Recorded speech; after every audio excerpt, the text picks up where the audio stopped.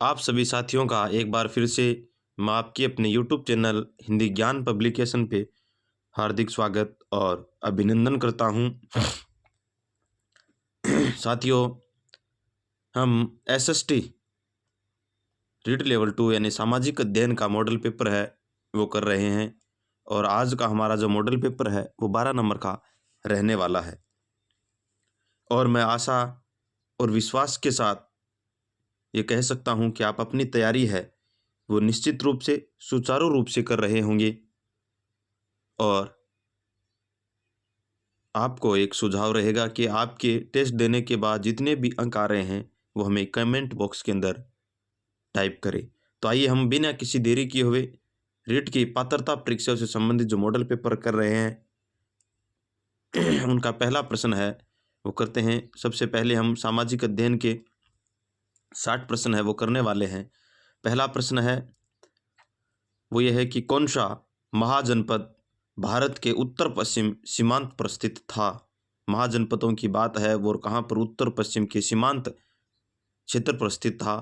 Mother, Gandhara, Sovira या कंबोज। सामाजिक अध्ययन का पहला प्रश्न यानी 91 नंबर का जो प्रश्न है ये पूछा है कि महाजनपद काल के अंदर भारत के उत्तर पश्चिम सीमांत के ऊपर कौन सा जनपद महाजनपद है वो स्थित था। तो वहाँ पर हम देखते हैं कि गांधार है वो उत्तर पश्चिम सीमांत के ऊपर था। तो इसका दूसरा ऑप्शन हो जाएगा। प्रश्न नंबर 92 है सुमेलित कीजिए। एक तरफ है हमें महाजनपद, दूसरी तरफ उनकी राजधानी है वो दे गांधार, अंग, सूरसेन और कौशल, मथुरा, तक्षशिला, श्रावती और चंपा।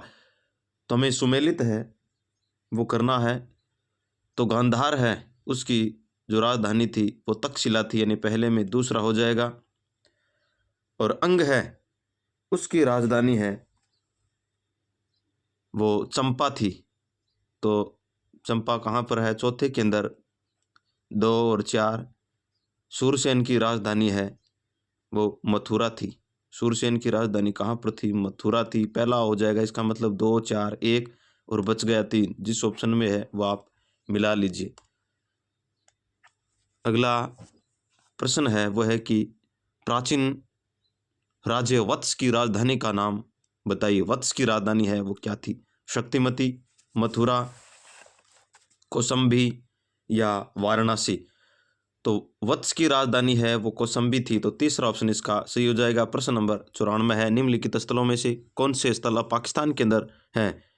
पाकिस्तान के अंदर कौन सा स्थल है? मोहनजोदड़ो, हड़प्पा, देहबाबाद, रोपड़, हड़प्पा, मोहनजोदड़ो, आलमगीरपुर, मांडा, हड़प्पा, मोहनजोदड़ो, रहमानदेरी, चूंदड़ो, मोहनजोदड़ो, रंगपुर, सुरकोटड़ा, कोटदीजी। तो पाकिस्तान के अंदर जाने वाले हड़प्पा है, मोहनजोदड़ो है, रहमानदेरी और चूंदड़ो ये वर्तमान में पाकिस्तान के अंदर है वो है। तो तीसरा ऑप्शन इसका सही हो जाएगा। प्रश्न नंबर 95 है निम्नलिखित में से कौन सा शहर मौर्य साम्राज्य की राजधानी था? इनमें से कौन सा शहर है किसकी राजधानी था? मौर्य साम्राज्य की राजधानी है वो हमें पूछा है। पाटलिपुत्र, सांची, सारनाथ या रतनपुर। तो पाटलिपुत्र है वो मौर्य साम्राज्य की राजधानी हुआ करता था। पहला ऑप्शन सही हो जाएगा। प्रश्न नंबर 96 है पुरी में स्थित कोणार्क के विशाल सूर्य मंदिर सूर्य देव के मंदिर के निर्माता कौन थे? नरसिम्हा प्रथम, कपिलेंद्र, पुरुषोत्तम या छोड्रागंदा। तो किसका पूछा है हमें? सूर्य मंदिर है कोणार्क के अंदर, सूर्य मंदिर उसका है नरसिम्हा प्रथम था। तो पहला ऑप्शन सही हो जाएगा। प्रश्न नंबर 97 है सुदर्शन झील का पुनरुद्धार किस गुप्त काल के अंदर किस शासन के अंदर हुआ था? गुप्त काल का ऐसा कौन सा शासक था जिसने किसका सुदर्शन झील का पुनरुद्धार है वो किया गया था, पुनर्निर्माण किया गया था? कुमारगुप्त के समय, स्कंदगुप्त के समय या चंद्रगुप्त प्रथम या चंद्रगुप्त द्वितीय के समय? तो स्कंदगुप्त है उसने सुदर्शन झील का पुनर्निर्माण है वो करवाया था। दूसरा ऑप्शन सही हो जाएगा। प्रश्न नंबर 98 भारत के राष्ट्रीय प्रतीक चिन्ह में दिखने वाले पशु हैं इनमें से कौन सा है? वो राष्ट्रीय प्रतीक चिन्ह के अंदर है घोड़ा, बैल, शेर, हाथी या गाय, हिरण, बाघ, तेंदुआ या घोड़ा, गाय, बाघ या तेंदुआ, शेर, हाथी, तेंदुआ या हिरण। तो इसके अंदर हमें घोड़ा है, बैल मिलता है, शेर है और हाथी। तो पहला ऑप्शन इसका सही हो जाएगा। प्रश्न नंबर 99, भारत में ईस्ट इंडिया कंपनी के द्वारा नियुक्त अंतिम गवर्नर जनरल है वो कौन था? अंतिम गवर्नर जनरल की बात करें तो ईस्ट इंडिया कंपनी की बात कर रहे हैं हम। लॉर्ड कैनिंग था, लॉर्ड माउंटबेटन, या सी राजगोपालाचारी, या लॉर्ड वोवेल। तो अंतिम है वो सी राजगोपाला, प्रथम भारतीय और अंतिम है यही थे सी राजगोपालाचारी। तीसरा ऑप्शन इसका सही हो जाएगा। प्रश्न नंबर 100 का, भारत में पुर्तगालियों की बस्तियों का पहला गवर्नर जनरल कौन था? किसका पुर्तगालियों की बस्तियों का पहला गवर्नर जनरल पूछा है? Vasco D gamma, Francisco de Almeida, Albuquerque, या निनो डी कुन्हा। तो कौन था? फ्रांसिस्को, पुर्तगाल है तो फ्रांसिस्को डी अल्मीडा है इनकी बस्तियों का पहला गवर्नर जनरल था। तो दूसरा ऑप्शन इसका सही हो जाएगा। प्रश्न नंबर 101 है, राजा बीरबल की उपाधि किसे दी गई थी? यानी बीरबल की उपाधि है वो किसे दी गई थी? महेश दास को, राजा भगवान दास को, बनमाली दास को, या राजा टोडरमल को। तो जो महेश दास जी थे उन्हें बीरबल की उपाधि है वो प्रदान की गई थी। तो पहला ऑप्शन इसका सही हो जाएगा। प्रश्न नंबर 102 है, निम्नलिखित में से कौन उत्तरी भारत में भक्ति आंदोलन का प्रवर्तक माना जाता है? कौन था? कहाँ पर? उत्तरी भारत की बात कर रहे हैं। नानक, कबीर, रामानंद, या दादू दयाल। तो रामानंद है वो उत्तर भारत के अंदर है भक्ति लेकर के आए थे।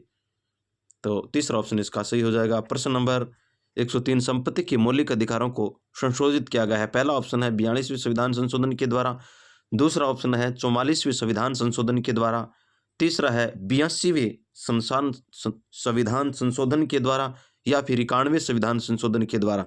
तो मौलिक अधिकार है वो 44वें संविधान संशोधन के द्वारा, यानी दूसरा ऑप्शन है इसका सही हो जाएगा। प्रश्न नंबर 104 है, किस मृदा में जल धारण क्षमता अधिक होती है? कौन सी मिट्टी है जो जल धारण क्षमता ज़्यादा है वो कर सकती है? दोमट मिट्टी, बलुई मिट्टी, चिकनी मिट्टी, या बारीक बालू मिट्टी। तो जो चिकनी मिट्टी होती है जल धारण की क्षमता है वो बलुई मिट्टी के अंदर, चिकनी मिट्टी बलुई मिट्टी है इसके अंदर है वो होती है। बलुई मिट्टी है वो जल धारण क्षमता है वो अत्यधिक करती है। तो इसका दूसरा ऑप्शन हो जाएगा। प्रश्न नंबर 105 है, निम्नलिखित में से कौन सी गैस ओजोन क्षरण के लिए प्रत्यक्षतः है उत्तरदायी नहीं है? ओजोन परत के लिए, ओजोन क्षरण के लिए उत्तरदायी है, प्रत्यक्ष रूप से नहीं है। Chlorofluoro carbon, carbon dioxide, nitrous oxide, या हाइड्रोकार्बन। तो इनमें से कौन सा है वो ओजोन परत की प्रत्यक्ष उत्तरदायी है? वो नहीं है। तो कार्बन डाइऑक्साइड है ये प्रत्यक्ष उत्तरदायी नहीं होती है।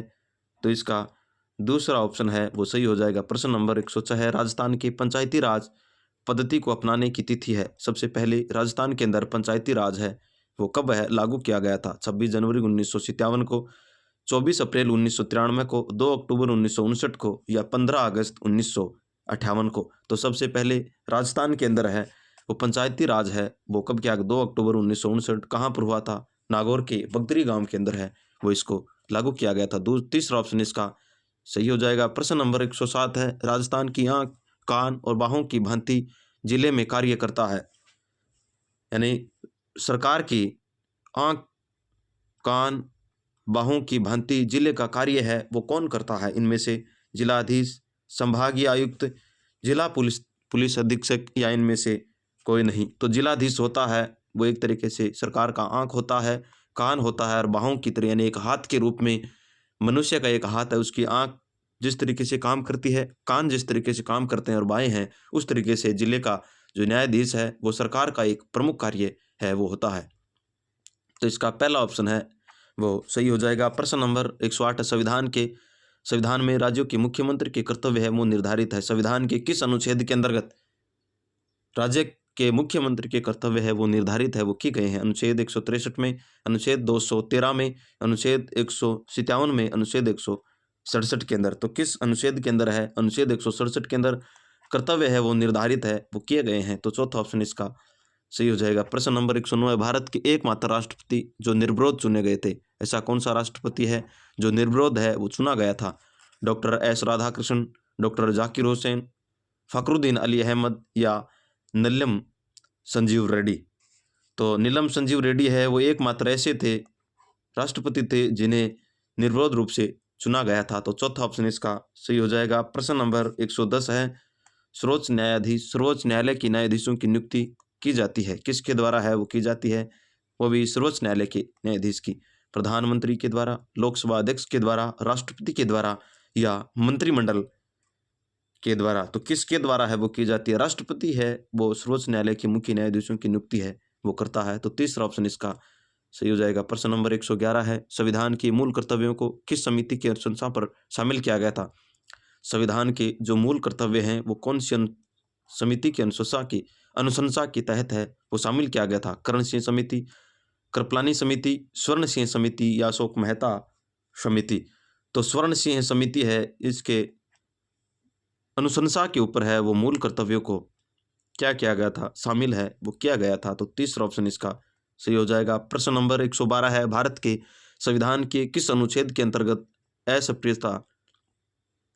अस्पृश्यता का समाप्त किया गया? यानी भेदभाव, हम बात करें भेदभाव, वो किसके अंदर समाप्त किया? अनुच्छेद 16 में, अनुच्छेद 17 में, अनुच्छेद 18 में, अनुच्छेद 19 के अंदर? तो अनुच्छेद 17 है, इसके अंदर है। 18 में हमें उपाधियों से संबंधित कोई उपाधि है, सेनाओं को छोड़ करके या सरकार के द्वारा जो उपाधि दी जाए उनके अलावा कोई भी उपाधि है वो नहीं दी जा सकती। तो इस ऑप्शन का तीसरा ऑप्शन है वो सही हो जाएगा। प्रश्न नंबर 100 उस प्रश्न का दूसरा ऑप्शन सही हो जाएगा, सॉरी। प्रश्न नंबर 113, संविधान सभा का संवैधानिक सलाहकार कौन था? Doctor VN Rao, KN Munshi, K Subba Rao या डॉक्टर राजेंद्र प्रसाद? संविधान सभा का संवैधानिक सलाहकार है वो कौन था? तो BN राव थे, डॉक्टर BN राव। पहला ऑप्शन इसका सही हो जाएगा। प्रश्न नंबर 114 है, कौन से संविधान संशोधन के द्वारा संविधान की प्रस्तावना में संशोधन कर, संविधान की प्रस्तावना के अंदर संशोधित कर समाजवाद, पंथ निरपेक्ष व अखंडता शब्द को जोड़े गए थे? कौन कौन से? समाजवाद, एक तो समाजवाद, पंथ निरपेक्ष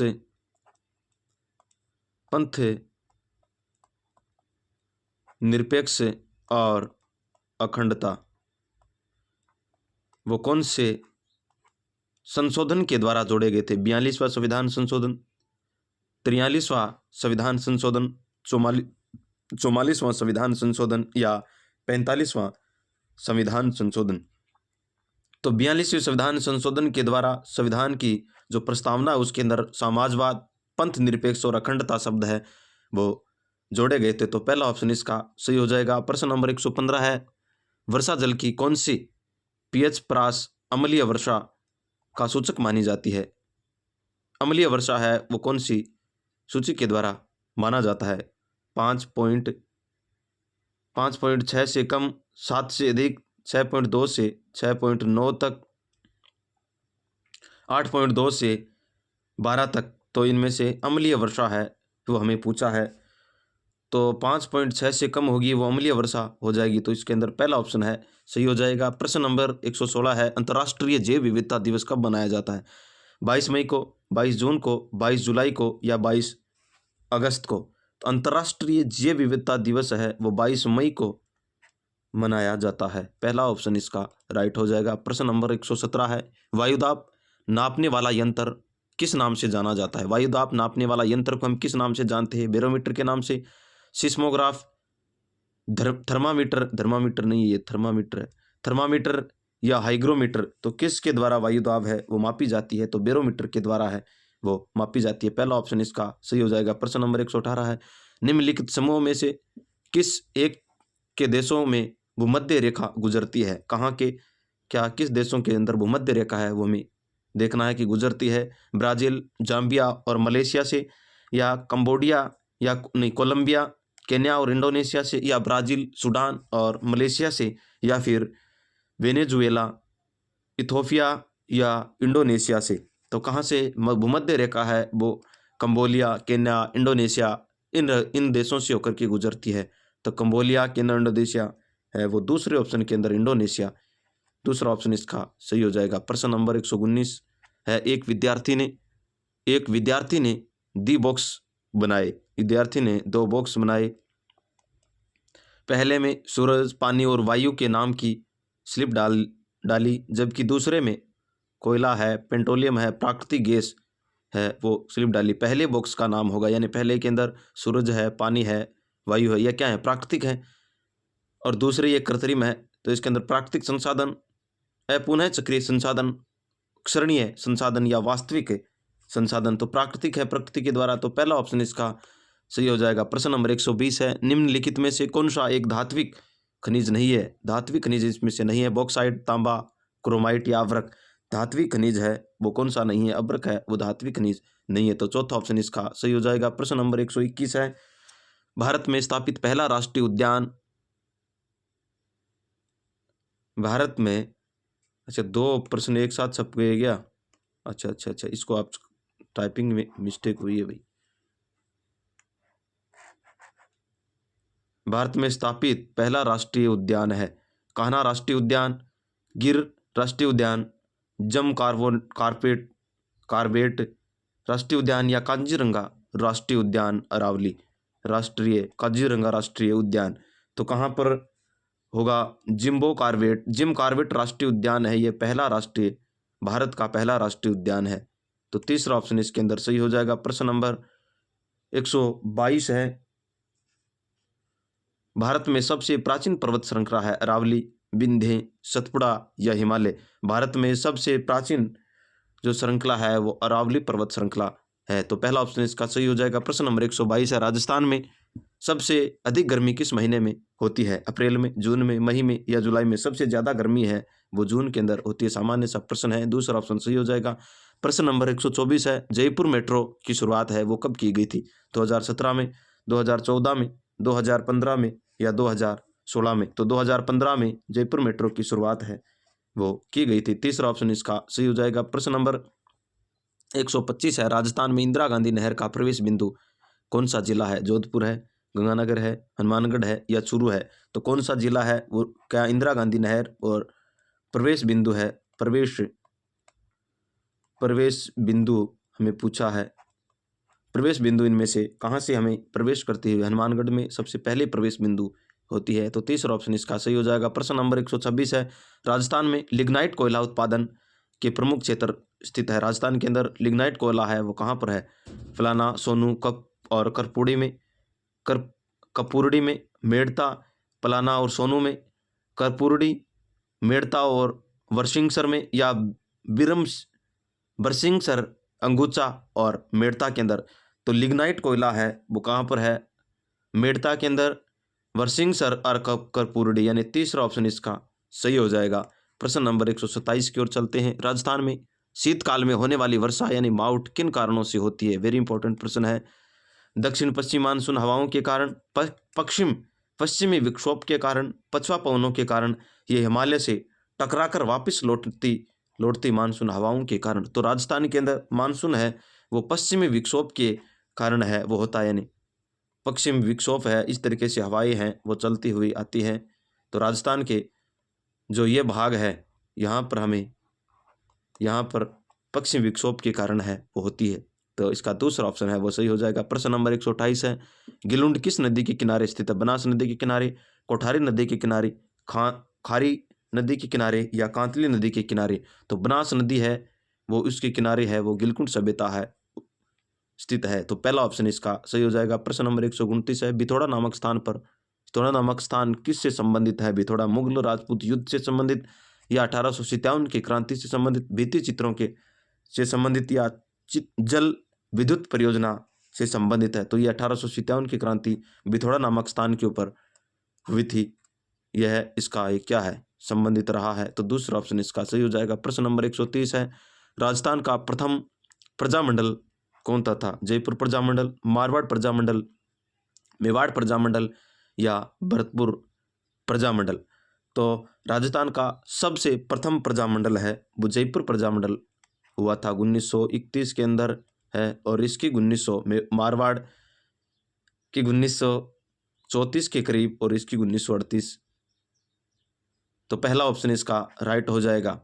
प्रश्न नंबर 131 है, किस जिले में बालातल सभ्यता स्थित है? उदयपुर में, जयपुर में, बीकानेर में या जोधपुर के अंदर? तो बालातल है वो उदयपुर के अंदर है। पहला ऑप्शन इसका सही हो जाएगा। प्रश्न नंबर 132 है, निम्नलिखित में से मेवाड़ के किस शासक को शिशु अवस्था में पन्याध्याय ने अपने पुत्र का बलिदान देकर के बचाया, वह कौन सा जिला है?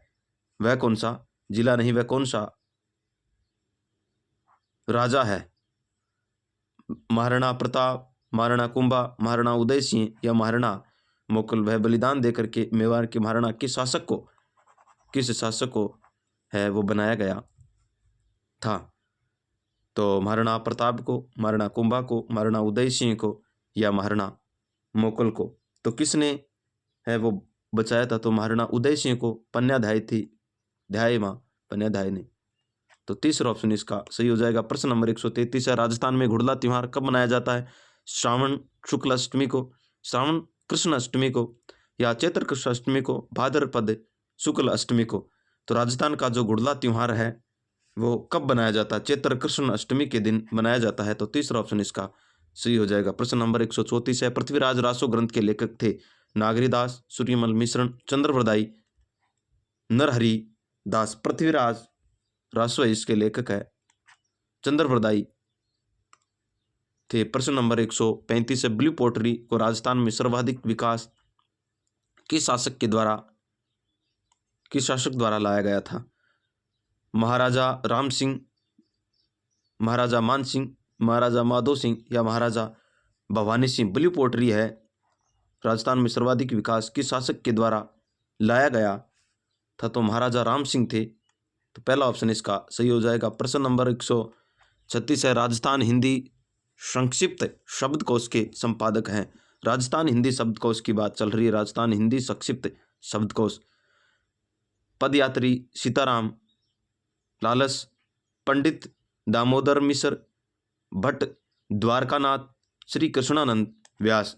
तो राजस्थान हिंदी संक्षिप्त शब्दकोश है वो पंडित सीताराम लालस का है। तो पहला ऑप्शन इसके अंदर सही हो जाएगा। प्रश्न नंबर 137 है, विश्व प्रसिद्ध अजरक प्रिंट निम्नलिखित में से किस स्थान से संबंधित है? अजरक प्रिंट है वो कहाँ से है? सांगानेर से, बगरू से, बाड़मेर से या पाली से?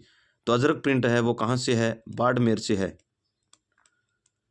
बाड़मेर। तीसरा ऑप्शन इसका सही हो जाएगा। प्रश्न नंबर 138 है, भारतीय रिजर्व बैंक का मुख्यालय कहाँ स्थित है? नई दिल्ली में, मुंबई में, कलकत्ता में या चेन्नई के अंदर? तो कहाँ पर है? मुंबई के अंदर है भारतीय रिजर्व बैंक। दूसरा ऑप्शन सही हो जाएगा। प्रश्न नंबर 139 है, राजस्थान में राजपूताना महिला नागरिक सहकारी बैंक ने जिस शहर एवं तिथि में से कार्य प्रारंभ किया वह है?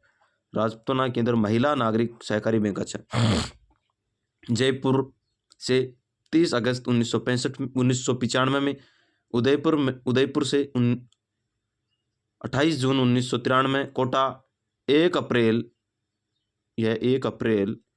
1990 में, जोधपुर 15 अगस्त 2000 के अंदर। तो कहाँ से है? तो जयपुर से यह हुआ था और 30 अगस्त 1995 के अंदर।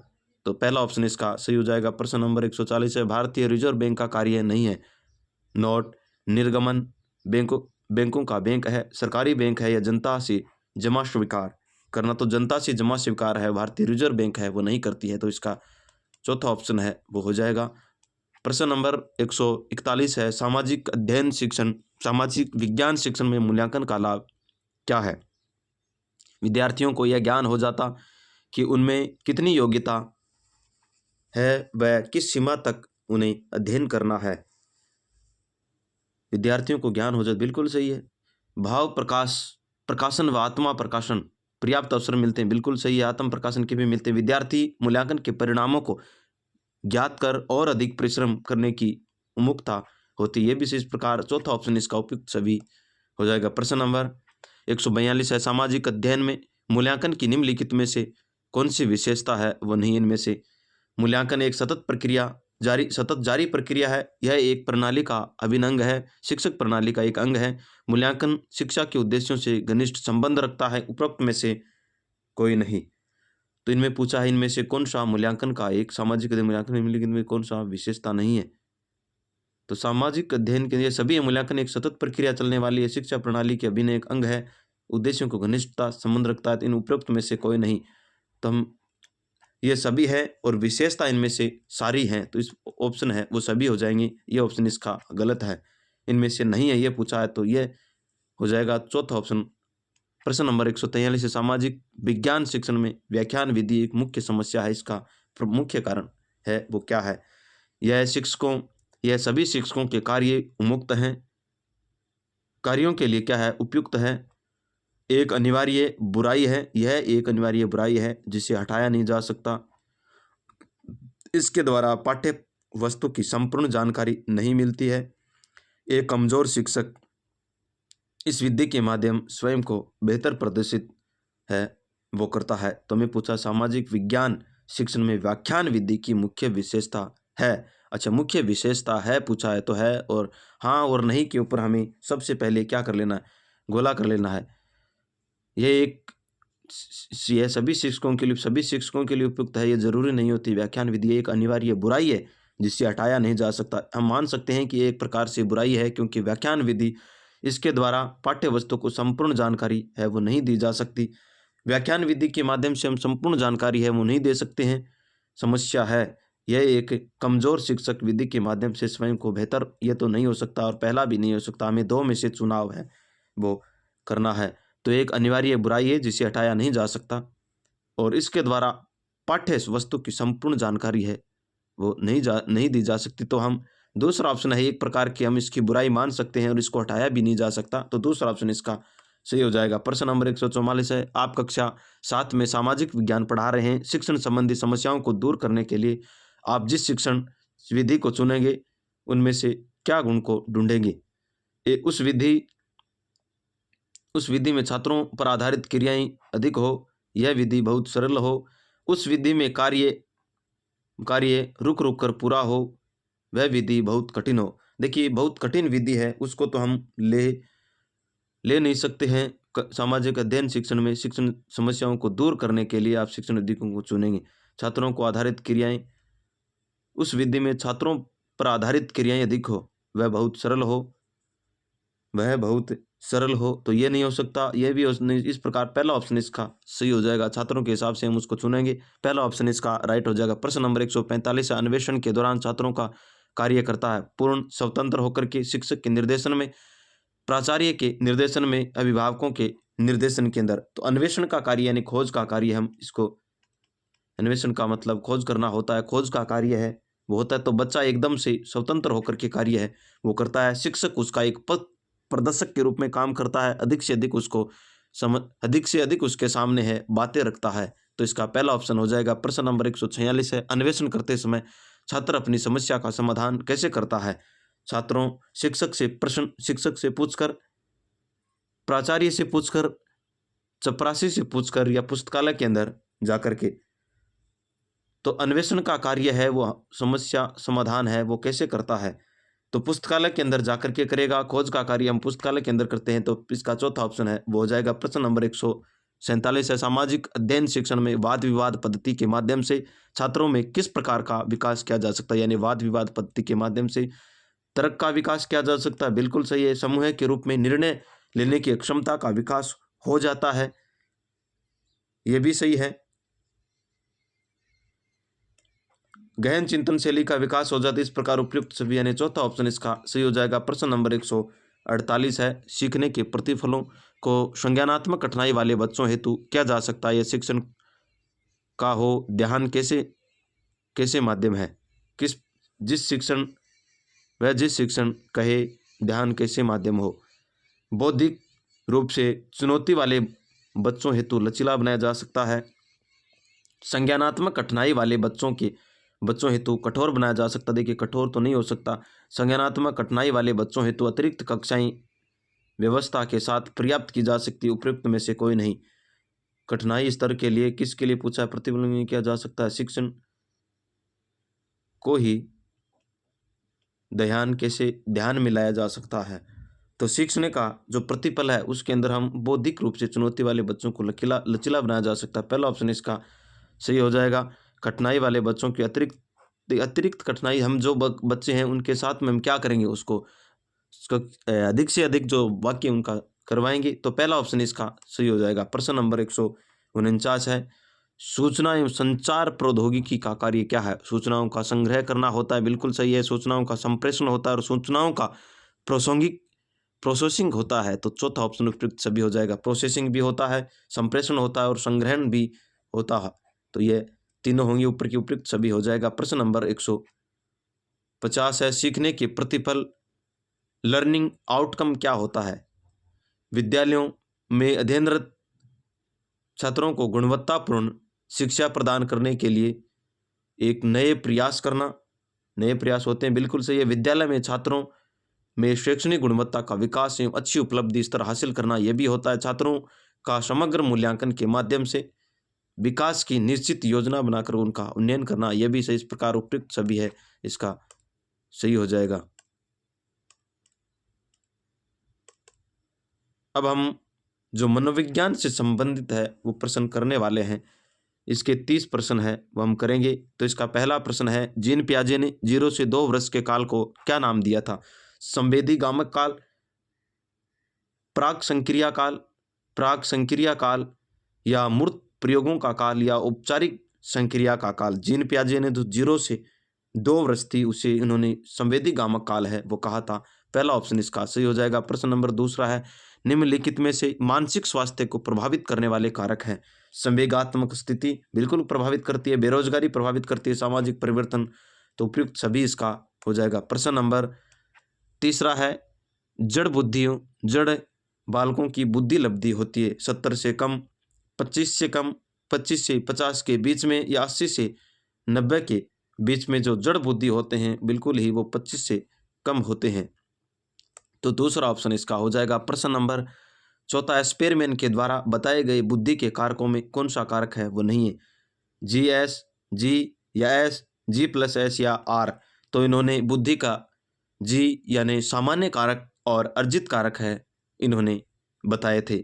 साथ में इन्होंने कहा कि एक समूह कारक भी है वो पाया जाता है जिसे हम G और S होता है, तो R है, ऐसा कोई इन्होंने वो नहीं बताया था। इसका चौथा ऑप्शन हो जाएगा। प्रश्न नंबर 5 है, बुद्धि के विकासात्मक सिद्धांत के प्रतिपादक कौन है? केली हैं, पियाजे हैं, गिलफोर्ड हैं या थॉमसन है? तो विकासात्मक का सिद्धांत है जीन पियाजे ने दिया था, तो दूसरा ऑप्शन इसका सही हो जाएगा। प्रश्न नंबर 6 है, शिक्षा का अधिकार अधिनियम के अनुसार विद्यालय प्रबंधन समिति में कितने प्रतिशत है वो महिलाएं होनी चाहिए? 25%, 33%, 50% या 75%? तो कम से कम विद्यालय के अंदर है 50% है, समिति है उसके अंदर, प्रबंधन समिति के अंदर कितनी प्रतिशत महिलाएं है वो होनी चाहिए? 50% महिलाएं अनिवार्य है, तो तीसरा ऑप्शन इसका सही हो जाएगा। प्रश्न नंबर 7 है, व्यक्ति को अंतर्मुखी व बहिर्मुखी प्रकारों में से किस मनोवैज्ञानिक ने बांटा था? शेल्डन ने, कार्ल जूंग या युंग ने, केम्प ने या क्रेशियर ने? क्रेशमर या क्रेशियर भी है लिखा मिलता है। तो सबसे पहले अंतर्मुखी और बहिर्मुखी बांटने वाले व्यक्ति हैं वो कार्ल जूंग या कार्ल युंग है। दूसरा ऑप्शन इसका सही हो जाएगा। अंतर्मुखी बालक होता है, अंतर क्या मतलब अपने ही अंदर, दूसरों को अपनी बातों को नहीं कहना, सभी के साथ मिलकर के चलने वाला, ये तो बहिर्मुखी की विशेषता हो गई, गलत हो गया। एकांत में विश्वास करते हैं, बिल्कुल सही है। समस्याओं को पारस्परिक रूप से समझने वाला नहीं होता, स्वयं यथार्थ में अनुकूलन करता है, स्वयं को यथार्थ के अंदर अनुकूलन है वो करता है, यह भी नहीं होता है। तो इस प्रकार दूसरा ऑप्शन इसका सही हो जाएगा। प्रश्न नंबर 9 है, किस उम्र में बालक अपने आप को अलग प्राणी समझने लगता है? अलग प्राणी है वो किस उम्र के अंदर समझता है? 6 महीने का बालक, 1 वर्ष का बालक, 2 वर्ष का बालक या 5 वर्ष का बालक? तो लगभग 1 वर्ष का जो बालक होता है वो अपने आप को अलग प्राणी के रूप में समझने लगता है। दूसरा ऑप्शन इसका सही हो जाएगा। प्रश्न नंबर 10 है, सृजनात्मकता का शास्त्रीय के साथ जोड़ना का काम को क्या कहेंगे? जोड़ने के काम को क्या, किसने जोड़ने का काम है, सही है भाई, जोड़ने का काम है वो किसने किया था?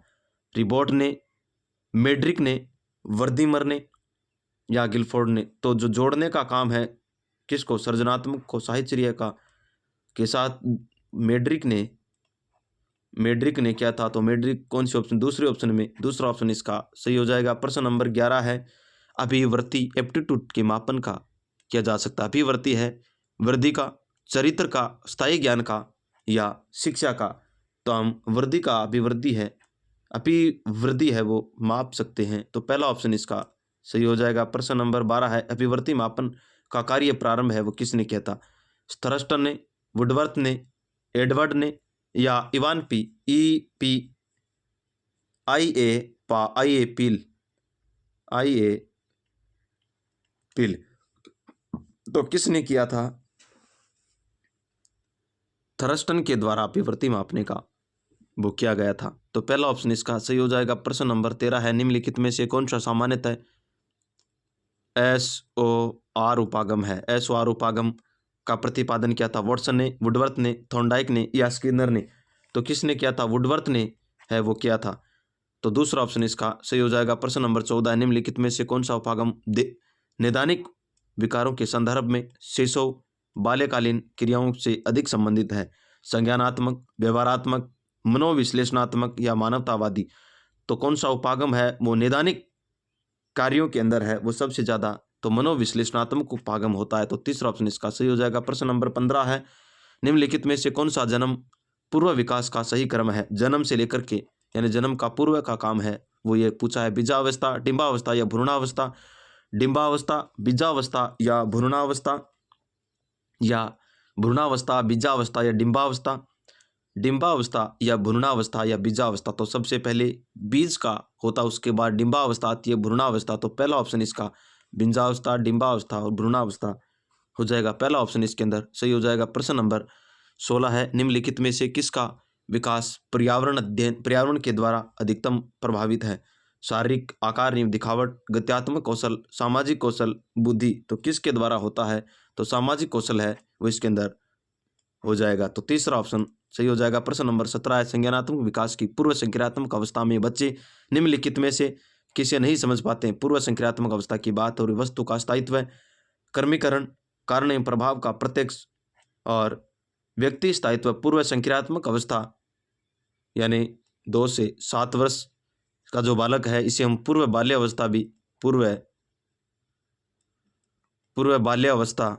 कहते हैं। पूर्व बाल्यावस्था, क्रमिक कारण प्रभाव का प्रयत्न तो किसके अंदर है? वो क्रमीकरण है वो जो ये क्रम से निर्धारण करना बालक है इसके अंदर नहीं सीख पाता है। तो इसका दूसरा ऑप्शन हो जाएगा। प्रश्न नंबर 18, निम्नलिखित में से कौन सा पियाजे के द्वारा प्रतिपादित जैविक अनुकूलन के मूल सिद्धांतों में असंगत है? यानी के अंदर कौन सा जैविक सिद्धांतों के अंदर नहीं आता है? वो भी जीन पियाजे के समजन, संरक्षण, आत्म सातीकरण और संतुलीकरण। तो इसके अंदर है वो संरक्षण है वो नहीं आता है। तो दूसरा ऑप्शन सही हो जाएगा। प्रश्न नंबर 19 है, निम्नलिखित में से कौन सा पावलोवियन यानी पावलो के द्वारा अनुबंधन का आवश्यक नहीं माना है? इन्होंने कौन सा आवश्यक है वो नहीं है। प्रबलन, सामीप्य, आनुषंगिकता या उत्सर्जित अनुक्रियाएं? तो कौन सा है वो इन्होंने नहीं माना है। तो आनुषंगिकता है वो इनका नहीं है। तो तीसरा ऑप्शन है वो हो जाएगा। प्रश्न नंबर 20 है, स्किनर के अनुसार भाषा की अव्याप्ति होती है अनुकरण के द्वारा, संज्ञानात्मक प्रतिनिधित्व के द्वारा, उद्दीपन अनुक्रिया प्रतिमान के द्वारा या क्लासिकल अनुबंधन के द्वारा? तो किसके द्वारा नहीं होती? क्लासिकल अनुबंधन के द्वारा अव्याप्ति होती है, क्लासिकल अनुबंधन के द्वारा है वो होती है। तो चौथा ऑप्शन इसका सही हो जाएगा। प्रश्न नंबर 21 है, अंतर्नोद सिद्धांत के अनुसार अंतर्नोद के कारण अभिप्रेरणा होती है। अंतर्नोद किस आधार पर होती है? अंतर्नोद किस आधार? मूल प्रवृत्ति के आधार पर, प्रलोभन के आधार पर, संज्ञान के आधार पर या आवश्यकता के आधार पर? तो अंतर्नोद है वो हमें आवश्यकता होगी तो अंतर से क्या हो जाएगी? नोद उत्पन्न होगा। तो चौथा ऑप्शन इसका सही हो जाएगा। प्रश्न नंबर 22 है, अधिगम को प्रभावित करने वाले तत्व नहीं है, हाँ और नहीं, ये हमें देखना है। शारीरिक व मानसिक स्वास्थ्य, परिपक्वता, इच्छा शक्ति, सामाजिक एवं धार्मिक? तो हमें सामाजिक और धार्मिक से वो अधिगम को प्रभावित है वो नहीं होता है इस प्रकार। तो चौथा ऑप्शन इसका सही हो जाएगा। प्रश्न नंबर 23 है, कक्ष अधिगम के लिए कौन सी विधि प्रयोग की जा सकती है? कक्षा कक्ष के अंदर प्रयत्न एवं त्रुटि, वाद विवाद विधि, अवलोकन विधि, उपरोक्त सभी? तो हम सभी कर सकते हैं कक्षा के अंदर। तो चौथा ऑप्शन इसका सही हो जाएगा। प्रश्न नंबर 24 है, अधिगम की सफलता का मुख्य आधार माना जाता है दंड एवं आरोप, लक्ष्य प्राप्ति की उत्कृष्ट इच्छा, अधिकारी बनने की इच्छा या पुरस्कार पाने की इच्छा?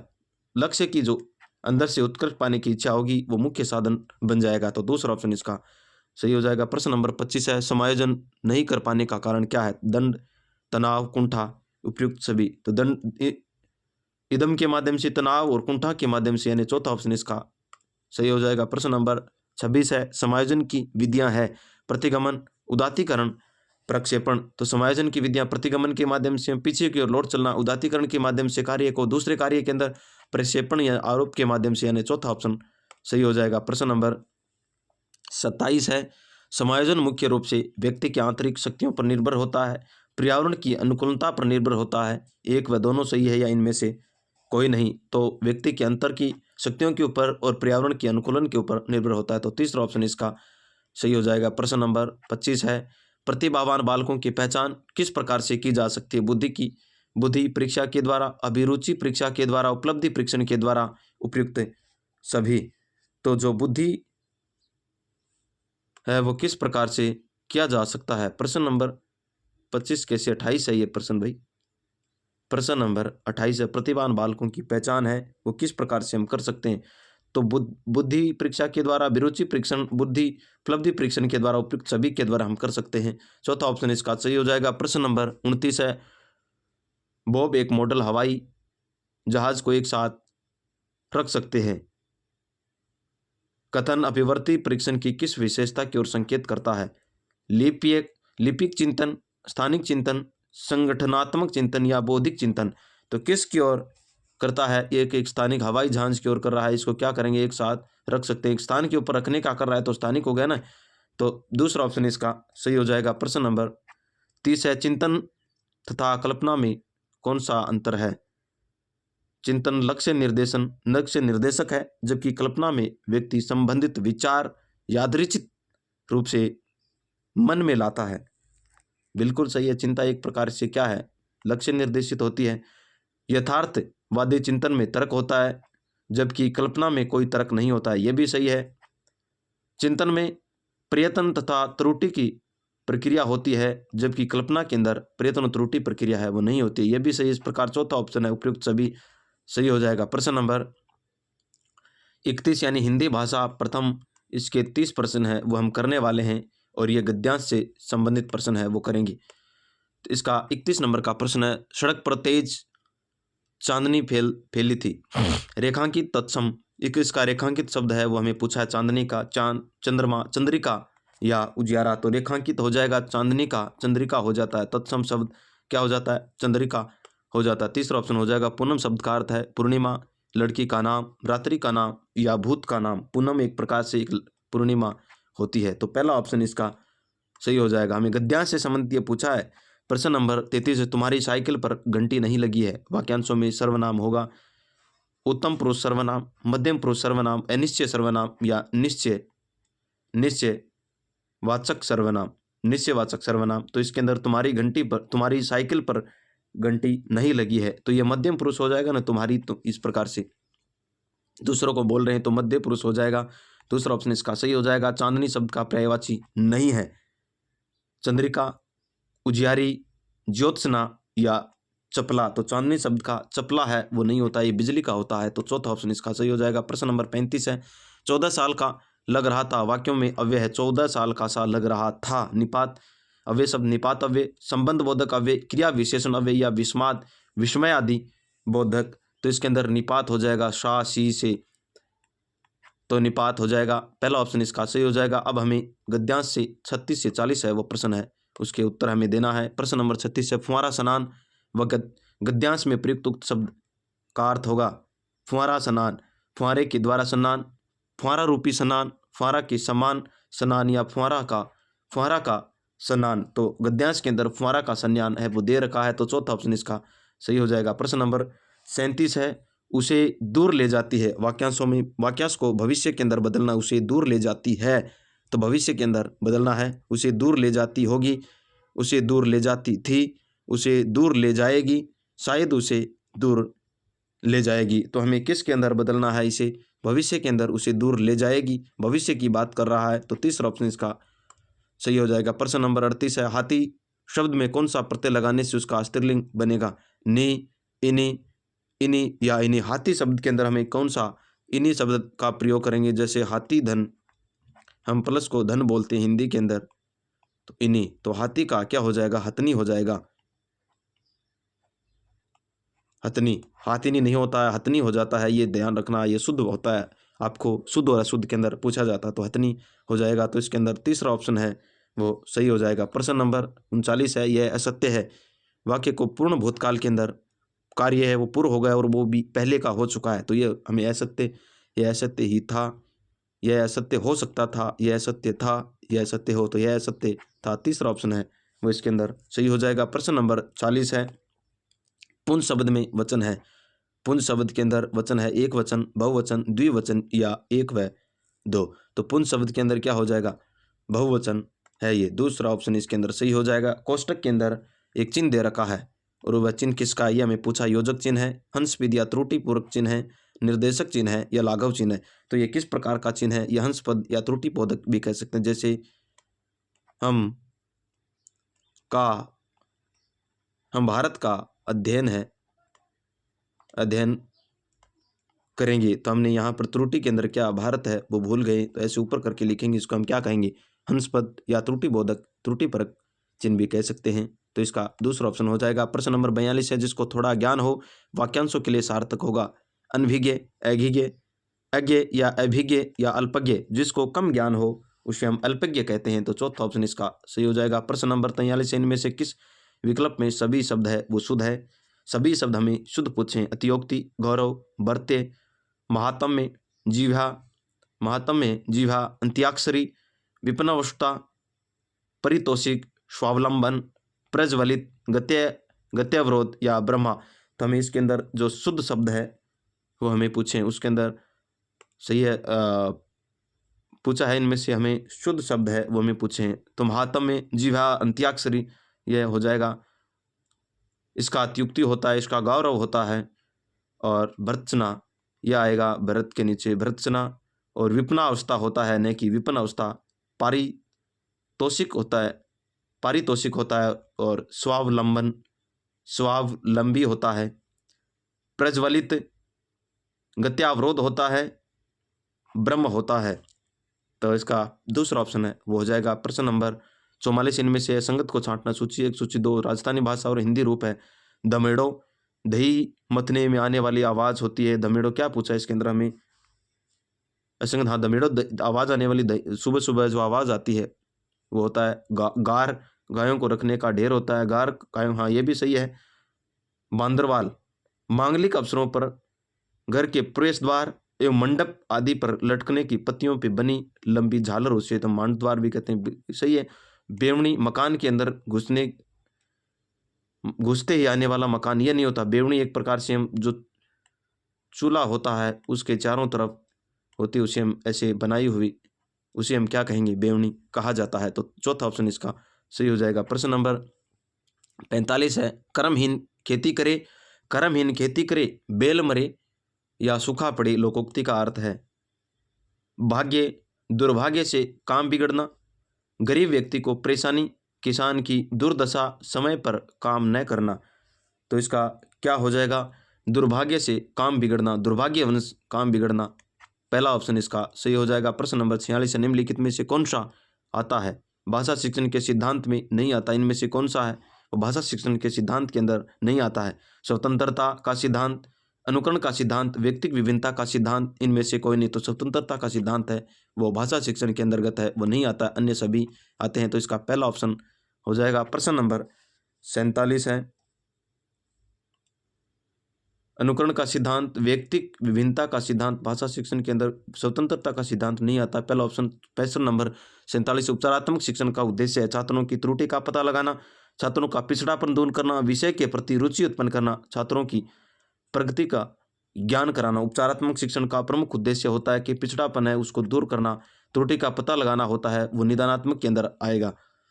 तो इसका दूसरा ऑप्शन है वो हो जाएगा। प्रश्न नंबर 46 है, भाषा शिक्षण में व्यापक उपचारात्मक शिक्षण हेतु सर्वाधिक उपयुक्त उपाय कौन सा, सर्वाधिक उपयुक्त उपाय है वो कौन सा हो जाएगा। प्रश्न नंबर 48 है, विद्यालयों को और अधिक धन उपलब्ध कराया जाए, कक्षा शिक्षण में नियमित रूप से होने की व्यवस्था की जाए, प्रत्येक विद्यालय हेतु उपयुक्त भौतिक संसाधन उपलब्ध कराया जाए, सभी विद्यालयों को राजकीय विद्यालय बना दिया जाए। तो भाषा शिक्षण का व्यापक उपचारात्मक उद्देश्य है, सर्वाधिक उपयुक्त इनमें से हमें है वो पूछा है। तो कक्षा नियमित रूप से व्यवस्था की जाए, धन उपलब्ध, ये तो गलत हो। प्रत्येक विद्यालय में हेतु उपयुक्त भौतिक संसाधन उपलब्ध, देखिए प्रत्येक विद्यालय के अंदर हो नहीं सकता, सभी विद्यालय में राज के बना दे, ये भी नहीं हो सकता। इस प्रकार इसका दूसरा ऑप्शन है वो सही हो जाएगा। प्रश्न नंबर 149, प्रश्न नंबर 49 है, भाषा शिक्षण के अंतर्गत अव्यय सहायक सामग्री का उपयोग किस हेतु किया जाता है? शुद्ध उच्चारण करने के लिए, शुद्ध लिखने के लिए, शुद्ध पढ़ने के लिए, या उपयुक्त में से किसी में नहीं। तो भाषा शिक्षण के अंतर्गत हम अव्यय सहायक सामग्री होती हैं उसका उपयोग है वो किस लिए करते हैं? शुद्ध सामग्री, शुद्ध उच्चारण के लिए हम करते हैं, पहला ऑप्शन हो जाएगा। प्रश्न नंबर 50 है, भाषा शिक्षण में परंपरागत उद्योतन सामग्री के रूप में बहुत अधिक सहायक किसे समझा जाता है? परंपरागत रूप से उद्योतन सामग्री है पाठ्य पुस्तक को, रेखा चित्र को, श्यामपट्ट को, या चित्र को। जो पाठ्य पुस्तक है वो उद्योतन मतलब पहले से चली आ रही है, यह हो जाएगा पहला ऑप्शन इसका सही हो जाएगा। अब हम अच्छा हिंदी के हैं अभी, तो प्राथमिक स्तर पर कौन सा भाषा शिक्षण का उद्देश्य है? वो नहीं है, प्राथमिक स्तर के ऊपर है। विभिन्न संदर्भों में भाषा का प्रयोग करना, विभिन्न संदर्भों के अंदर भाषा का प्रयोग करना, स्पष्टता एवं आत्मविश्वास के साथ बात कहना, वर्णमाला को क्रम से कंठस्थीकरण कराना, संकेत ध्वनि संकेत चिन्हों का संबंध बताना। तो प्राथमिक स्तर का उद्देश्य है वो नहीं है, वर्णमाला का कंठस्थीकरण हम नहीं करवाएंगे, यह इसका हो जाएगा, तीसरा ऑप्शन सही हो जाएगा। प्रश्न नंबर 53 है, बच्चों में भाषा प्रवाह तथा तार्किक शक्ति का मूल्यांकन करने हेतु उपयुक्त है लिखित परीक्षा, मौखिक परीक्षा, व्यक्तित्व परीक्षण, या इनमें से कोई नहीं। तो भाषा का जो प्रवाह है और उसका तार्किक शक्ति का मूल्यांकन है उसके लिए उपयुक्त है वो हमें मौखिक परीक्षा के माध्यम से हम भाषा का प्रवाह है उसका पता लगाएंगे, तो दूसरा ऑप्शन इसका सही हो जाएगा। प्रश्न नंबर 53 है, आपकी कक्षा में कुछ बच्चों का हस्तलेख बहुत ही गंदा है, हमें पता है क्या है, गंदा है लेख। आप बच्चों का हस्तलेख सुधारने के लिए क्या उपयोग में लाएंगे? अनुलेख, प्रतिलेख, सुलेख प्रतियोगिता, उपयुक्त सभी। तो हम उन्हें अनुलेख भी देंगे, हम उन्हें प्रतिलेख भी देंगे और हम उन्हें सुलेख प्रतियोगिता का भी आयोजन करवाएंगे। तो इस प्रकार उपयुक्त सभी इसका हो जाएगा। प्रश्न नंबर 54 है, एक अध्यापक के लिए मौखिक पठन कराना आवश्यक है, इनमें से क्या है? लिखित भाषा संबंधी त्रुटियां दूर होती है, मौखिक भाषा संबंधी त्रुटियां दूर होती है, एक व दोनों सही है, या इनमें से इनका कोई लाभ नहीं है। तो इसके अंदर पहला और दूसरा यानी लिखित संबंधी जो लिख गई है बच्चे की वो भी त्रुटियां दूर हो जाएगी, और जो बोल रहा है बच्चा वो भी त्रुटियां दूर हो जाएगी। इस प्रकार इसका तीसरा ऑप्शन है वो सही हो जाएगा। प्रश्न नंबर 55 है, प्राथमिक स्तर पर बच्चे किस प्रकार की कविता है वो पसंद करते हैं?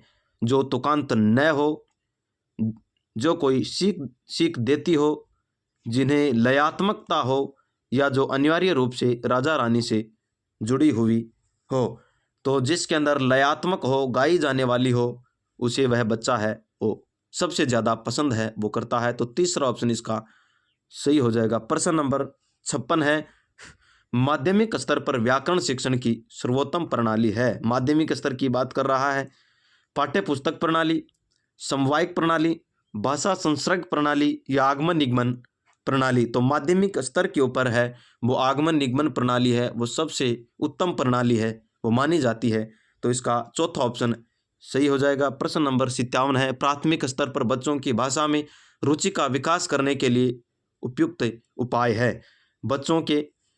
बच्चों से पाठ्य पुस्तक पकड़वाना, बच्चों को मौखिक रूप से अधिक समझाना, बच्चों में व्याकरण से संबंधित पकड़वाना नहीं है, सुविधाजनक संबंधों हारने को बढ़ाना, या उपयुक्त सभी। प्राथमिक स्तर के लिए भाषा शिक्षण में रुचि उत्पन्न करने के लिए जो सबसे प्रमुख उद्देश्य होता है वह बच्चों को मौखिक रूप से अधिक है बोल करके हम करवाएंगे, तो उसके प्रति है वो उदाहरण देकर के साथ साथ में हम तो उसके प्रति क्या होगी, रुचि उत्पन्न हो जाएगी। तो दूसरा ऑप्शन इसका सही हो जाएगा। प्रश्न नंबर 58, एक बालक सामान्यतः किस विषय में रुचि अधिक लेता है? जो वास्तविक जीवन से संबंधित हो, जो कल्पनाओं से संबंधित हो, जो तर्कों पर आधारित हो, या उपयुक्त सभी।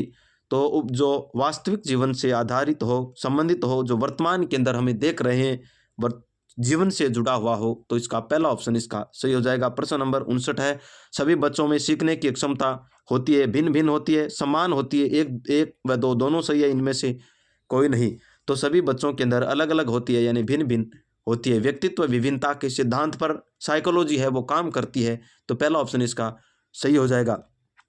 प्रश्न नंबर 60 है, हिंदी भाषा का अंतिम प्रश्न है, एक बालक में भाषा अधिग्रहण करते समय सर्वप्रथम प्रयोग होता है भाषा संबंध का, ध्वनियों का, निर्थक शब्दों का या शुद्ध उच्चारण का। सबसे पहले अगर बच्चा है वो भाषा का अधिग्रहण करता है तो निर्थक शब्दों का प्रयोग करता है, तो इसका जो तीसरा ऑप्शन है वो सही हो जाएगा, क्योंकि सबसे पहले जो निर्थक शब्दों का प्रयोग करता है उससे भाषा का विकास होता है। उसे हम बालापा कहेंगे, या तो हम उसे बालापा कहा जाता है, या उसे बलबलाना,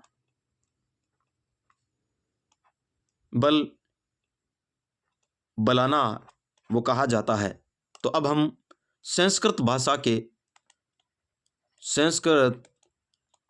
भाषा जिससे हम दूसरी भाषा है उसके 30 प्रश्न है वो करने वाले हैं। सबसे पहले हमें गद्यांश से है वो प्रश्न है वो पूछे हैं। संस्कृत भाषा की भाषा नंबर 2 है।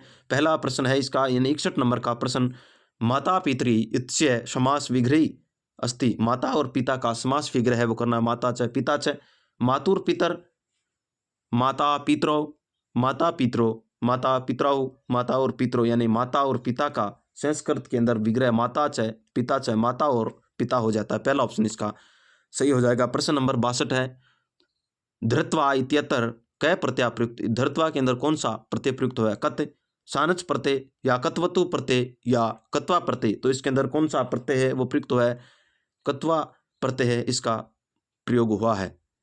चौथा ऑप्शन हो जाएगा। प्रश्न नंबर 63 है, तीर्थयात्रे इत्यत्र, तीर्थयात्रे इत्यत्र विभक्ति, तीर्थ यात्रा का कौन सा है विभक्ति हो, इसके अंदर कौन सी विभक्ति है, षष्ठमी विभक्ति, चतुर्थी विभक्ति, पंचमी विभक्ति या तृतीय विभक्ति। तो इसके अंदर चतुर्थी विभक्ति है, दूसरा ऑप्शन सही हो जाएगा। अप्लायते इत्यत्र लकार अस्ति। अप्लायत के अंदर कौन सा लकार है, लोट लकार है, लट लकार है, लुंग लकार है या लंग लकार है। तो इसके अंदर अप्लायत आ गया, तो इसके अंदर क्या हो जाएगा, लंग लकार। चौथा ऑप्शन इसका सही हो जाएगा। प्रश्न नंबर 65 है, श्रवण कुमार आज्ञाकारी पुत्र आसीत।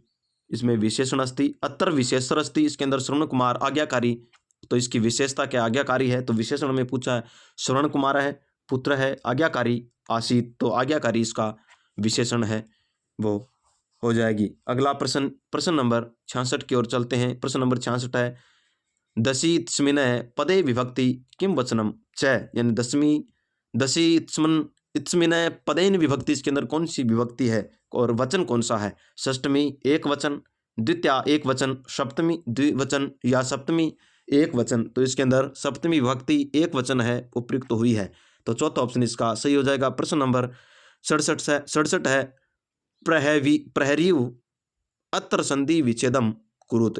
प्रहरीव का हमें संधि विच्छेद करना है, प्रहरी धन इव, प्रहधन रिव, प्रहर धन इव या प्रहधन हरिव।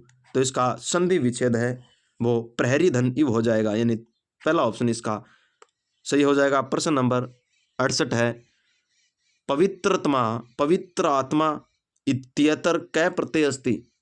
कौन सा प्रत्यय है, तरप, तसील, तमप या तव्यत। तो इस पवित्रतमा के अंदर प्रत्यय है वो तमप है, जिसका तम शेष रहता है, तो इसके अंदर तीसरा ऑप्शन है वो सही हो जाएगा। प्रश्न नंबर 69 है, अस्थायी इति पदम लकारे परिवर्तित। इसको लकार के अंदर हमें परिवर्तित करना है अस्त को, अति, आसीत, स्तय और संति। तो अस्तय है इसका आसीत है वो हो जाएगा, तो दूसरा ऑप्शन सही हो जाएगा। प्रश्न नंबर 70 है, निर्गतः इत्यत्र है कै उपसर्ग है। निर्गत के अंदर उपसर्ग कौन सा है, नी, निस, नी या निर। निर्गतः इसके अंदर निर उपसर्ग है वो हो जाएगा, तो चौथा ऑप्शन सही होगा। प्रश्न नंबर 71 है, निम्नलिखितेषु पद संज्ञक शब्द अस्ति। इसके अंदर पद के अंदर संज्ञा है लता, हरि, गुरु और फल। तो इसके अंदर कौन सी निम्नलिखितेषु पद से संज्ञा अस्ति, तो लता है वो होती है। तो पहला ऑप्शन इसका सही हो जाएगा। प्रश्न नंबर 72 है, मेघदूत काव्यम कस्मिन छंदसि उपनिपदम उपनिबद्धम, यानी कौन से बंधन के अंदर है, कौन छंद के अंदर बंध करके मेघदूत ने रचना की थी। तो स्त्रग स्त्रघ्रा छंदसी, शार्दुल विक्रीडित छंदसी, विक्रांत वसंत तलिका छंदसी या मंदाक्रांता छंदसी। तो मेघदूत जो काव्य है कालिदास का, वो कौन से छंद के अंदर है, वो प्रयुक्त हुआ है, तो मंदाक्रांता छंद के अंदर हुआ है। चौथा ऑप्शन इसका सही हो जाएगा। प्रश्न नंबर 73 है, 1957 इति संख्याम पदहे लिखित है। 1957 को संख्या के है, उसे हम पद शब्दों के अंदर लिखना है। शब्द पंचाश दूतेर को निविष्टि, सप्त पंचाश दूत्रे कौन विष्टि 30 सहस्र, सप्त पंचाश दूत्रे कौन विष्टि शतम, सप्त पंचाश दूत्रे कौन विष्टि शतम। तो 1957 है, उसके अंदर है वो सप्त पंच यानी 57 से ऊपर शतूत्रों कौन विष्टि यानी 1957। तो तीसरा ऑप्शन है वो इसका सही हो जाएगा। प्रश्न नंबर 74 है, 3:15 है, विधे लिख्यति उचित विकल्प। 3 इसके अंदर बजे को लिखना है। संस्कृत के अंदर सवा को क्या कहेंगे हम, 3:15 है उसे हम सवा को सपाद कहते हैं। याद रखना है, जो 15 है उसे हम क्या कहते हैं, सपाद कहते हैं, और जो 30 होता है उसे हम सार्ध कहते हैं। तो ये चीज़ें हमें याद रखना है। सपादद सपादद विवाद पदने, सपाद एकान वाद पदने, सपाद त्रिवादने, सपादोन एक वादने, तो त्रिवादने 3:15 सवा। तो तीसरा ऑप्शन इसका सही हो जाएगा। प्रश्न नंबर 75, कवियों में कालिदास श्रेष्ठ है। अत्र वाक्यम संस्कृत अनुवाद कुरुति, इसका संस्कृत अनुवाद करना है कि कवियों में कालिदास श्रेष्ठ, कवे है कालिदास है श्रेष्ठ है, कवि कालिदास श्रेष्ठ है, कवियो कालिदास है श्रेष्ठ है, कविसु कालिदास श्रेष्ठ है। तो कविसु कालिदास श्रेष्ठ ये हो जाएगा कवियों में। तो इसका चौथा ऑप्शन है वो सही हो जाएगा। प्रश्न नंबर 76 है, कथा कथनम एकम शिक्षण शास्त्रीयम उपकरणम अस्ति तस्या उपयोग क्रियते। कथा कथन का एक शिक्षण शास्त्र का उपकरण है, इसका उपयोग किस प्रकार से हम करेंगे। कहानी कहते समय श्रवणक है, श्रवणक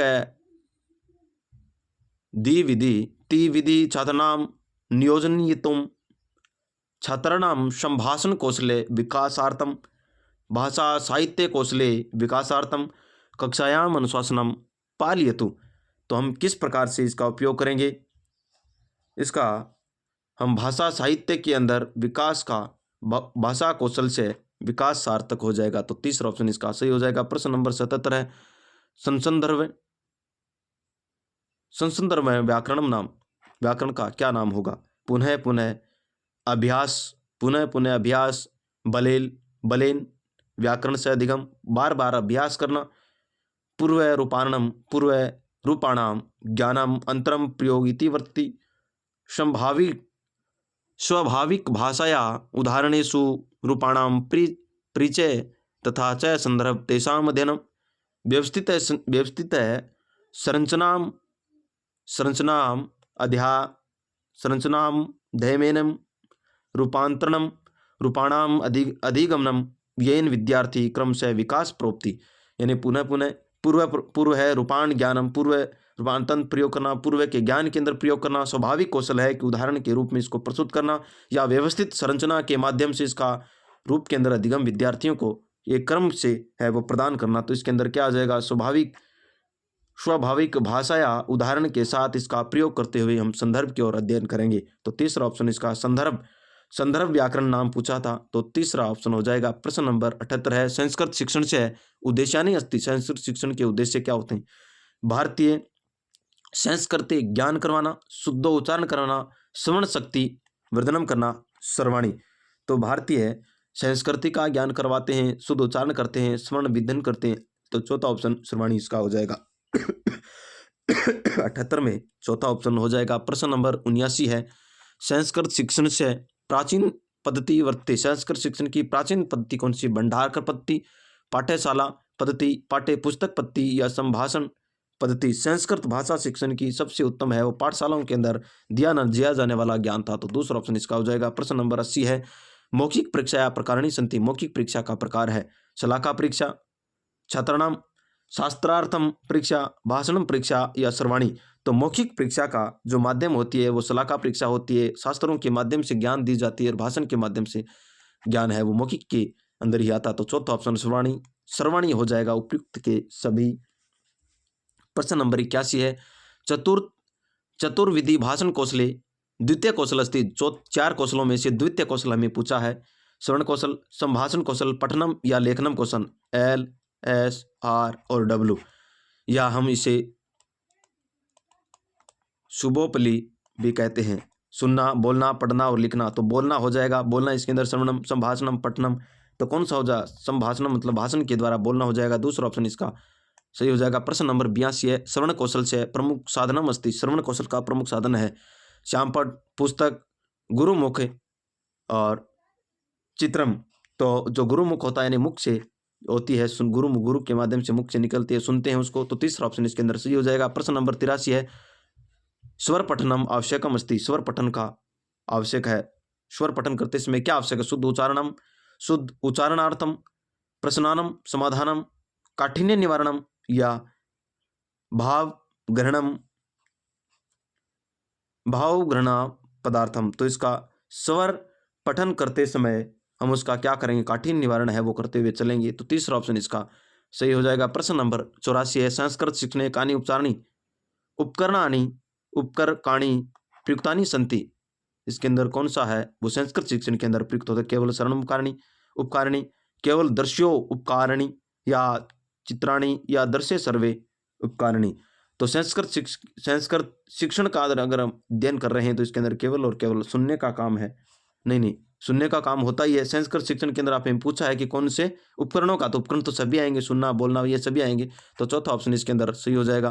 प्रश्न नंबर 85, अनुवाद शिक्षण से विधि संति। अनुवाद शिक्षण का विधि कौन सी है? पुस्तक विधि, द्विभाषा विधि, तुलना एवं अनुकरण विधि या सर्वो विधि। तो अनुकरण विधि है, हम उसे पुस्तक विधि भी कहते हैं। पुस्तकों के बाद अनुकरण, दूसरी भाषा भी कहते हैं, और तुलना विधि भी कहते हैं। तो इस प्रकार सर्वा हो जाएगा। चौथा ऑप्शन इसका सही हो जाएगा। प्रश्न नंबर 86 है, संस्कृत शिक्षणे परंपरागत सहायको उपकरणम अस्ति। संस्कृत शिक्षण के अंदर परंपरागत रूप से सहायक वाला उपकरण है दूरदर्शनम, श्यामपट, चित्रम और आकाशवाणी। संस्कृत शिक्षण के अंदर जो होता है वो श्यामपट हमेशा से परंपरागत रूप से चला आ रहा है, श्यामपट। दूसरा ऑप्शन इसका सही हो जाएगा। प्रश्न नंबर 87 है, संस्कृत शिक्षणे अन्वेषय द्वितीय भेद है वर्तते। संस्कृत शिक्षण अन्वय का दूसरा भेद क्या होता है? अन्वय, द्वितीय अन्वेषय, खंडान्वय, दंडान्वय, शब्दान्वय या अर्थान्वय। संस्कृत शिक्षण के अंदर जो दूसरा अव्यय है वो किस प्रकार का होता है? तो शब्दों के माध्यम से शब्दान्वय हो जाएगा। तीसरा ऑप्शन हो जाएगा। प्रश्न नंबर 88, संस्कृत भाषायाम स्वरा संति। संस्कृत भाषा में स्वर हैं य, र, लव, श है, ए, ई, उ, री, ये, मैं, य, न। तो कौन सा होता है? तो ये, मैं, न, ये हो जाएगा। चौथा ऑप्शन इसका होता है। प्रश्न नंबर 79 है, संस्कृत भाषा सर्वाधिक समीचीनी भाषा कथ्यते। सबसे प्राचीन भाषा संस्कृत शिक्षण के अंदर वो किसे कहा जाता है? ध्वनि विस्तार यंत्रार्थम, संगणकार्थम, चित्रार्थम या दूरदर्शनम। तो इसके अंदर संगणकार्थम हो जाएगा। दूसरा ऑप्शन सही। प्रश्न नंबर 90 है, बुनियादी शिक्षा केन प्रवर्तती। बुनियादी शिक्षा का क्या होती है? राजेंद्र महोदय किसके द्वारा दी गई थी? एन गोपाल स्वामी के द्वारा, डॉक्टर सुनीति कुमार चटर्जी के द्वारा, या महात्मा गांधी महोदय के द्वारा। तो महात्मा गांधी ने बुनियादी शिक्षा है, महात्मा गांधी ने गोपाल राम के द्वारा नहीं, बुनियादी शिक्षा है महात्मा गांधी के द्वारा है वो दी गई थी। तो ये आज हम कौन से मॉडल पेपर की है वो बात है वो करी है। तो आज का हमारा जो मॉडल पेपर है वो कंप्लीट हो गया। आगे के मॉडल पेपर की यानी आज हमारा 12 नंबर का मॉडल पेपर है वो कंप्लीट हो गया है और अगले मॉडल पेपर है उसकी भी चर्चा हम अगले कक्षा में है वो करेंगे। आप अपना निरीक्षण है वो करते रहे, अपनी पढ़ाई है उसको सुचारू रूप से करते रहे। परीक्षा के दिन हैं अब नज़दीक आ गए हैं और हमें अब बड़ी गहनता के साथ है वो तैयारी करनी है। किसी भी प्रकार की लापरवाही है वो हमें नहीं बरतनी है। हमें सिर्फ और सिर्फ पात्रता हासिल करना है। हमें सिर्फ पात्रता परीक्षा है उसे हम प्राप्त करना है। तो सुचारू रूप से अपनी पढ़ाई है वो करते रहे और टेस्टों के माध्यम से आप अपना मूल्यांकन है वो करते रहे। यह टेस्ट है वो आपको एग्ज़ाम हॉल में बड़ी मदद करने वाले हैं। तो आगे की टेस्टों की चर्चा है, मॉडल पेपर है वो हम अगली क्लास में करेंगे। तब तक के लिए आप सभी को धन्यवाद। जय श्री कृष्णा। राधे राधे।